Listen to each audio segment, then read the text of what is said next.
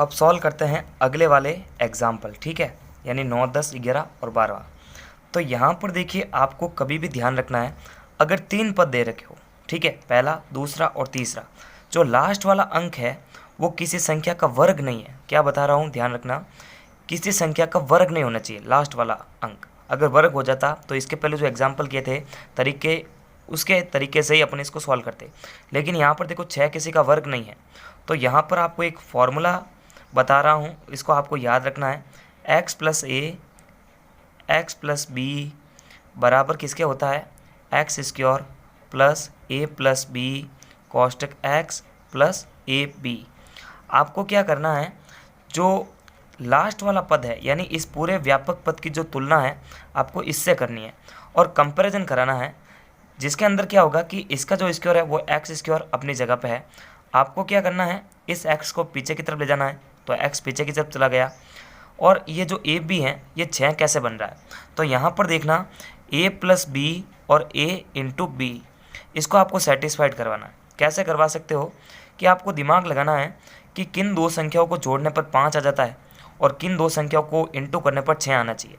जो इंटू करने पर वो संख्या होगी वही संख्या यहाँ पर होनी चाहिए। जैसे यहाँ पर ए अगर 2 ले रहे हैं और यहाँ पर बी 3 ले रहे हैं तो 2 3 6 होता है, जो कि यहाँ पर इसको सेटिस्फाइड कर रहा है। उसी प्रकार अगर अपन 2 + 3 कर दे तो 5 आ रहा है, इसका मतलब यहाँ पर भी 5 आ जाएगा, तो यहाँ पर इसको सेटिस्फाइड कर रहा है ना। ये वापस जो वैल्यू बनेगी ये इसके बराबर बनेगी। तो इसके गुणनखंड हो चुके हैं एक्स प्लस ए कितना माना हमने 2 और एक्स प्लस बी कितना माना 3, जो इसको सेटिस्फाइड कर रहा था। तो इस तरह से जो है इसके गुणनखंड आपको करने होते हैं, ठीक है। अगला वाला भी करते हैं, सेम इसी तरह करना है, आपको सूत्र याद रखना है। और यहाँ पर देखिए जो सबसे पहले जिसका स्क्वायर होता है ना वही यहाँ पर आता है, एक्स प्लस ए, यहाँ पर भी एक्स। अब की बार देखो वाई आ रहा है तो वाई प्लस ए वाई प्लस बी का फॉर्मूला बनेगा, ठीक है। यहाँ पर स्क्वायर पर डिपेंड करता है। तो आंसर आप ऐसे लिख सकते हो कि दी गई समीकरण की व्यापक पद से तुलना करने पर या फिर व्यापक समीकरण से तुलना करने पर। तो यहाँ पर ये व्यापक समीकरण ध्यान रखना, जिसका स्क्वायर होगा वही होगा वाई प्लस ए और वाई प्लस बी, ठीक है। तो ये क्या होगा, Y square plus A plus B कोष्टक वाई प्लस ए बी। अब आपको जो है यहाँ पर ध्यान रखना है, ठीक है। ये -7, देखो क्या करना है, वाई स्क्वायर अपनी जगह पे है, ये जो -7 है ये कैसे आ रहा है, और वही -7 के जो टुकड़े हैं वो इंटू होके 12 कैसे बन रहा है। तो यहाँ पर अपन कंपैरिजन करेंगे, ए प्लस बी बराबर ए इंटू बी, यानी जो है ऐसे ही दो टुकड़े होने चाहिए, यानी ए और बी के मान वही होने चाहिए जिनको जोड़ने या घटाने पर -7 आना चाहिए और इंटू करने पर 12 आ जाना चाहिए। तो यहाँ पर थोड़ा सा दिमाग लगाते हैं, ये -7 है, ठीक है। यानी अब देखो कैसे आ सकता है, अगर मैं -3 को -4 से इंटू करूँ तो 3 चौक 12 आ रहा है, और उसी प्रकार -3 और -4 को आपस में जोड़ते हैं तो भी जो -7 है वो आ जाता है। इसका मतलब -3 और -4 ये दो टुकड़े आ चुके हैं। तो हम क्या करेंगे, ए और बी के जो मान है यहाँ पर रख देंगे, तो इसके गुणनखंड हो जाएंगे। तो y प्लस ए, अब प्लस का ए नहीं है माइनस का है, तो प्लस के साथ में कोई चीज़ माइनस की ऐड होगी तो वो माइनस ही होगी। तो y -3 और y -4 है ना, ए और बी, जिनको जोड़ने पर देखो -7 आ गया। अब देखो इसको जोड़ते ना तो बीच में लगाते प्लस माइनस वापस माइनस बनता, तो इसलिए मैंने प्लस नहीं लगाया, और दोनों को इंटू किया तो माइनस माइनस दोनों इंटू हो गए।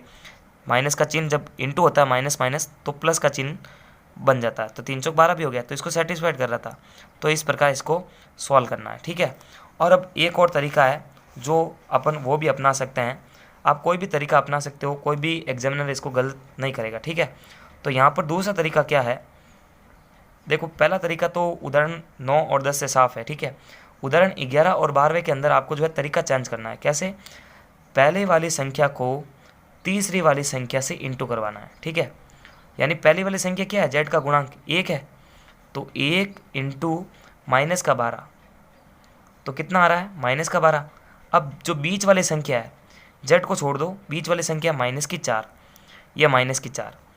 अब देखो इसका टुकड़ा और इसका टुकड़ा, यानी इन दो संख्या इस संख्या के ऐसे टुकड़े करो जिनको जोड़ने या घटाने पर -4 आ जाए, और 12 के भी ऐसे गुणनखंड करो कि जिनको इंटू करने पर -12 आ जाए। तो यहाँ पर देखो दिमाग लगाना पड़ेगा। ये जो क्वेश्चन है आपकी माइंड की मैच्योरिटी पर डिपेंड करेगा, आप किस तरह से इस क्वेश्चन को हैंडल कर पाते हैं। तो अगर देखो ये प्रैक्टिस का खेल है, सारा प्रैक्टिस करनी पड़ेगी, ठीक है।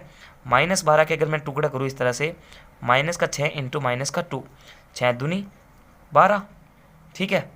अब देखो ये माइनस का नहीं, एक ही माइनस का रखेंगे अपन, ये -6 ही माइनस का रखेंगे, ठीक है। क्यों रखेंगे, अभी देखो इसको सेटिस्फाइड कर रहे हैं तो ये -12 आ रहा है, तो यहाँ पर ऐसे टुकड़े करने पर इसको -12 आंसर रिजल्ट मिल रहा ना।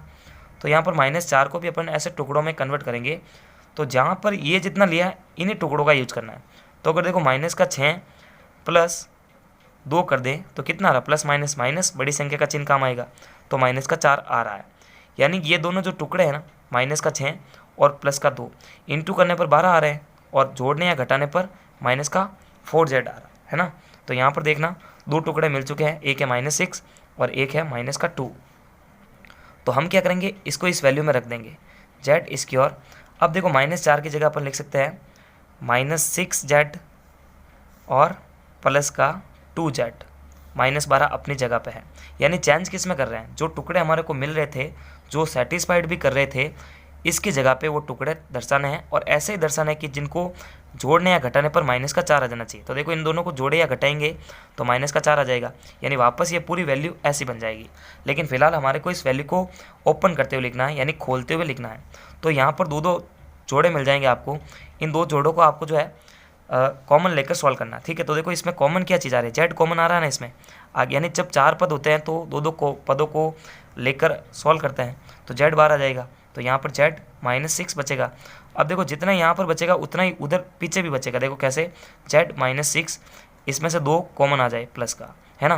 तो यहाँ पर देख लो आप क्या चीज़ मिल रही है, एक तो जेड -6 इधर भी है और उधर भी है, तो जेड -6 बाहर आ गई, और जेड +2 जो है इसके अंदर रह गया, है ना। तो इसके जो गुणनखंड है वो इस तरह से हो जाते हैं। अगला वाला भी इसी तरीके से करेंगे अपन। तो यहाँ पर तरीका क्या है कि पहली संख्या को तीसरी संख्या से गुणा करो।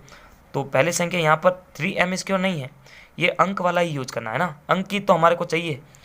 तो यहाँ पर ABCD वाले पदों को नहीं जोड़ते हैं। इसका गुणांक है 3 और पीछे वाली संख्या है 6, तो 6 हो गया 18। अब देखो यहाँ पर बीच वाली संख्या है 9, 9 के ऐसे टुकड़े करो जिनको जोड़ने या घटाने पर 9 आ जाए और इंटू करने पर 18 आ जाए। तो ऐसे कौन से वो जो मतलब मान है उनको सेटिस्फाइड करवा सकते हैं अपन। तो यहाँ पर ध्यान देना है, 9 के ऐसे टुकड़े करने हैं जिनको इंटू करने पर 18 आ जाए और जोड़ने या घटाने पर 9 आ जाए। तो यहाँ पर देखो मेरे पास में 6 + 3 है, यानी देखो 6 और 3 को जोड़ देंगे तो 9 आ जाएगा, और 6 × 3 करेंगे तो 18 आ जाएगा। इसका मतलब ये इसको सेटिस्फाइड कर रहा है। तो कौन से 2 टुकड़े मिल रहे हैं हमारे को, एक मिल रहा 6, एक मिल रहा 3। तो पहले वाले को और लास्ट वाले को है जैसे लिखते हैं 3m इसकी और लास्ट वाले को 6, बीच वाले के टुकड़े कर देते हैं। तो यहाँ पर बीच वाले के टुकड़े ऐसे करेंगे 6m + 3m, ताकि ये 2 जुड़ के वापस क्या बनेगा, 9m बन जाएगा। तो इस वाले पद को पूरा खोलते हुए लिखना, ठीक है। दूसरा तरीका ना ये, तो इसमें देखो 2 अगले वाले पदों से कॉमन, फिर 2 पीछे वाले पदों से भी कॉमन। तो यहाँ से क्या चीज़ कॉमन बाहर आ रही है, एक तो 3 बार आएगा, 3m भी बाहर आ जाएगा, यहाँ पर बचेगा m और यहाँ पर बचेगा 2। तो जितना यहाँ पर बचेगा उतना भी पीछे बचेगा। तो इसमें से भी जो है प्लस का 3 बाहर आ जाएगा, और ये इंटू अगर वापस ये चीज़ बनेगी। तो यहाँ पर देखो m + 2 इधर भी है इधर भी है, तो m + 2 बाहर आ जाएगा और अंदर बचेगा 3m प्लस का चिन्ह और 3, 3m प्लस का 3 और 3, ठीक है। तो इस तरह से जो है इसके गुणनखंड किए जाते हैं। एक दो बार इसको रिपीट करना, तब जाके आपके दिमाग के अंदर बिल्कुल सटीक तरीके से बैठ जाएगा। तो नमस्कार, थैंक्स फॉर वॉचिंग, और पूरे चैप्टर की प्लेलिस्ट की लिंक आपको, तो यहाँ पर जो फोटो शो हो रहा है उसमें आप जो है इस लास्ट वाले क्वेश्चन में 3 कॉमन लेके इसको सॉल्व कर सकते हो।